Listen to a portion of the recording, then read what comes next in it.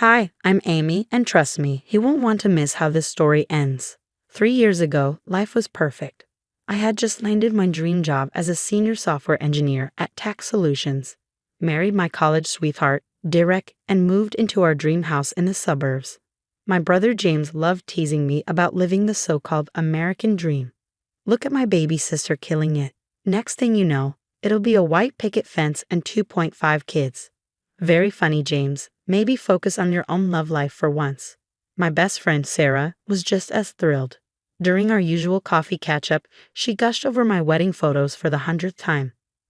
Girl, you and Derek looked absolutely perfect together. Barbara, my mother-in-law, was just as pleased, though with her, it was more about Derek. Amy, darling, you must let Derek handle the finances. Men are just better with numbers. I nearly choked on my coffee. Barbara, I literally write code for banking systems. Thank God for Emma, Derek's sister. She rolled her eyes. Mom, stop. Amy's probably better with money than all of us combined. If only I had seen the warning signs sooner. It started small. Derek questioning my purchases despite the fact that I earned more than him. $150 at Target. What could you possibly need? Groceries, and some office supplies for work. You should run these things by me first. Then came the joint account drama. We should combine everything. That's what married couples do. I agreed, partially. We merged our regular checking accounts, but I kept my personal savings separate. That's when things got weird. He started checking our joint account daily, questioning every transaction. One night, after a brutal day at work, I caught him going through my phone. What are you doing? Just trying to find that receipt you mentioned on your banking app. Even Sarah noticed the shift. Amy, is everything okay? Derek seems different. He's just stressed about work. Are you sure that's all it is? I hesitated before finally confiding in her. I've been putting aside 20% of my salary. Just in case. Smart girl. Does Derek know? No, and I'd like to keep it that way. Emma picked up on it too. During a family dinner, she pulled me aside while Derek was deep in conversation with Barbara. Hey, you okay? I've noticed Derek's been weird about money lately. That obvious. Let's just say I recognize the behavior. Keep your guard up, okay? I had no idea how much worse things were about to get. But at least I had my safety net, $50,000 tucked away where Derek couldn't touch it. Sometimes a little paranoia pays off.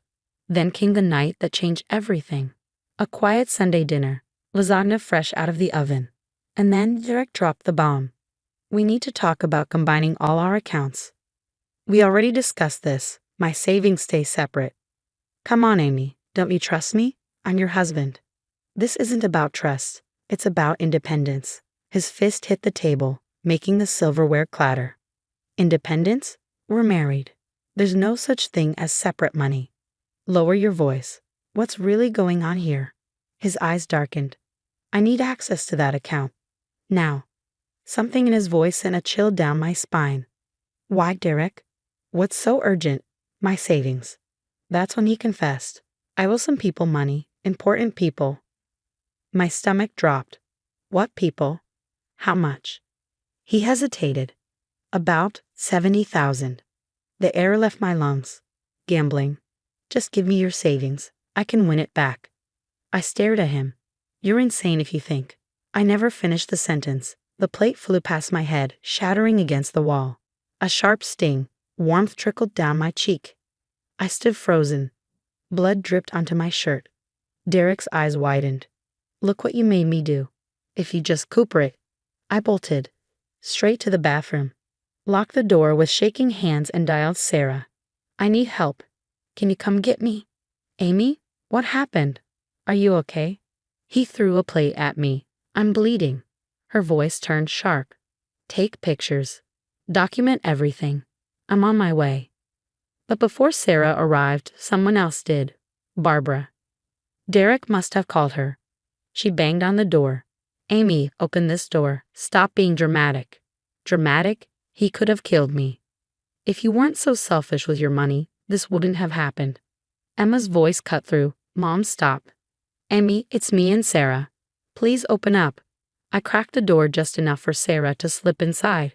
She didn't hesitate. Her phone was out, snapping pictures of my face. Emma whispered urgently. Listen to me. His ex-wife, Jenny, she didn't leave him for another man like he claimed. He drained her accounts, destroyed her credit. She had to move back in with her parents. I swallowed hard. Sarah helped me clean up while I called James. What do you mean he threw a plate at you? I'll kill him.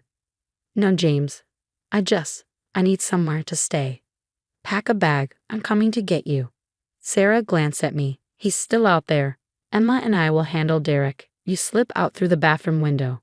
James can pick you up at the corner. From the kitchen, Derek and Barbara's voices grew louder. She's overreacting. I didn't mean to. Shut up, Derek. You're lucky if she doesn't press charges. I reached under the sink, grabbing the emergency bag Sarah had insisted I packed months ago. Passport, cash, essentials. My hands trembled as I unlatched the window. Your sister always was a gold digger, Barbara spat at Emma. Our brother-in-law is an abusive gambling addict, and you're defending him. Their voices faded as I climbed out. James was waiting, engine running. Get in, you're staying with me until this is sorted out. As we pulled away, my phone vibrated nonstop. Derek. Baby, I'm sorry. Please come back. We can work this out. I turned off my phone. There was no going back. At James's house, my hands shook as I logged into our bank accounts. No. That's impossible. James peered over my shoulder. What's wrong? He cleaned out everything. Our joint savings, checking, even our vacation fund. Almost 40 grand. Gone. James grabbed his phone. I'm calling the police. 2 officers arrived within the hour. Officer Martinez took photos of my face while Officer Chen asked questions. When exactly did the incident occur? Around 6. I have photos, time-stamped. Then Sarah and Emma arrived, bringing something else with them. Emma pulled out her phone. I've been documenting Derek's behavior for months. Screenshots, weird messages, recordings of him yelling about money. And look at this. Jenny sent me everything. Bank statements, credit reports, all showing the same pattern of financial abuse. Sarah turned to the officers. Can we submit these as evidence? Officer Chen nodded. Absolutely. This helps establish a pattern. Then my phone buzzed. Barbara. How dare you humiliate my son like this? He provides everything for you, you ungrateful little. Emma scoffed. Mom's telling everyone you're a money-hungry liar trying to ruin Derek's life. She's even calling your job. What? My stomach twisted.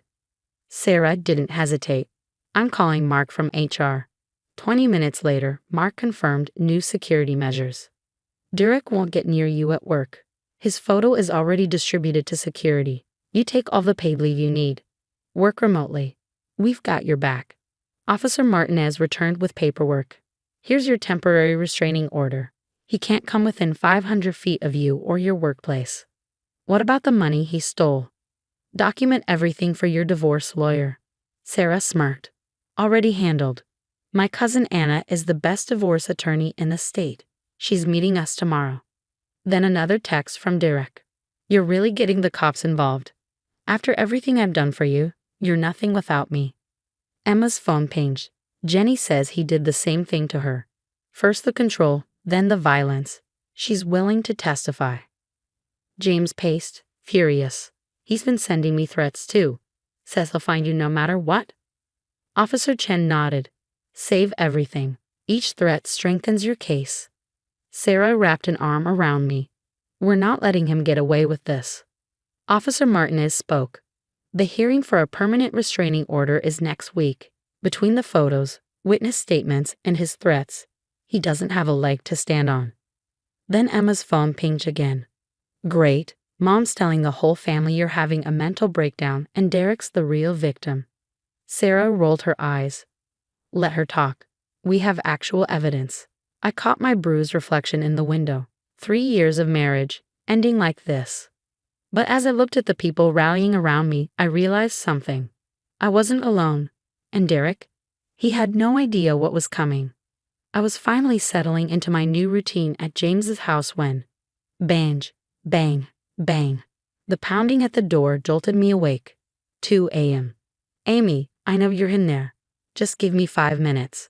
James grabbed his phone. I'm calling 911. You're ruining everything. Derek's voice was raw, desperate. All I need is the money to fix this. Headlights flooded the driveway. Sarah's car. She had been staying over that week. She stepped out, voice sharp. Step away from the door, Derek. Cops are already on their way. Derek spun toward her, rage twisting his face. You turned my wife against me, you meddling. Then, sirens. 2 patrol cars screeched to a halt. Hands where we can see them. They cuffed him just as Barbara's car screeched to a stop. What are you doing to my son? She shrieked, stumbling out. Amy, stop this madness. Officer Chen stepped between us. Ma'am, step back. Your son violated a restraining order. Derek thrashed as they loaded him into the squad car. Amy, you can't do this to me. But I already had. The courthouse. The next morning, Anna laid out our case with ruthless efficiency: assault, harassment, financial abuse, violating a court order. He's looking at serious time. Barbara cornered me outside the courtroom, her voice low and urgent.